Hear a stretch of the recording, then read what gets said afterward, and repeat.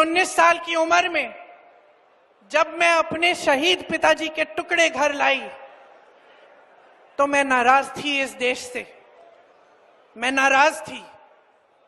मेरे दिल में यह भावना थी, मैंने अपने पिता को भेजा, तुम्हारा काम था सुरक्षित रखना। मैंने अपने पिता को हिफाजत से तुम्हारे पास भेजा और तुमने ये टुकड़े लौटा दिए मुझे, और वो टुकड़े इस झंडे में लपेटे हुए थे, देश के झंडे में। मैं नाराज थी। मैं समझती हूं शहादत की का क्या मतलब है। जैसे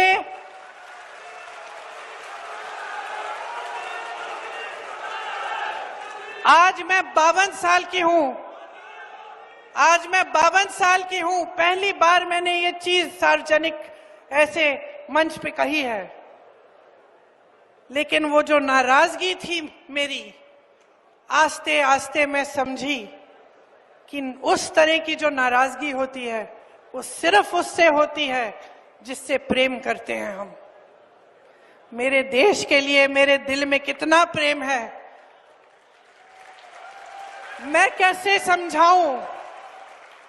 जब मोदी जी मंच पे खड़े होकर मेरे पिता को देशद्रोही बोलते हैं, जब मोदी जी कहते हैं कि मेरे पिताजी ने कोई कानून बदल दिया अपनी मां से विरासत लेने के लिए, तो मेरे दिल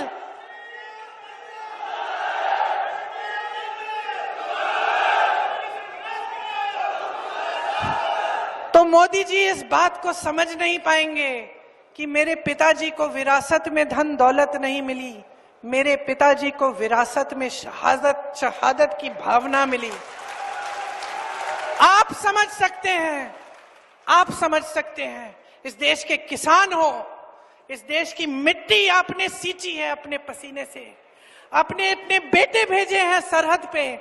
जब आपके बेटे शहीद होते हैं इस देश के लिए, तो मैं जानती हूं कि आपके दिल में क्या भावना है, क्योंकि वही भावना मेरे दिल में है। जो पुलवामा के शहीद हैं, जब वो हुआ, पुलवामा का हुआ, उनमें से कुछ परिवार यूपी के थे। उस समय मैं यूपी में थी, मैं गई उनके घर, और ज्यादातर परिवारों में पता है क्या बताया उन्होंने मुझे? जो बच्चे बचे थे उन्होंने कहा दीदी हमको भी सेना में भर्ती होना है।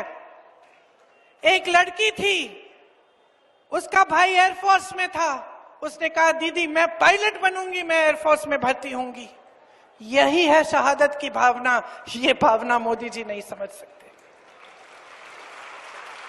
जो मोदी जी इंदिरा गांधी जैसी एक शहीद के बारे में उल्टी सीधी बातें करते हैं, जो मोदी जी इस भावना को देख के सिर्फ परिवारवाद देखते हैं लेकिन देशभक्ति नहीं देखते, देश की सेवा नहीं देखते, वो इस भावना को नहीं समझ सकते। मैं आपको ये कहने आई हूं, मैं आपको ये कहने आई हूं कि हमें देशद्रोही कहें, हमें घर से निकाल दें। मेरे भाई को संसद से निकाल दिया, हम पे केस डाले।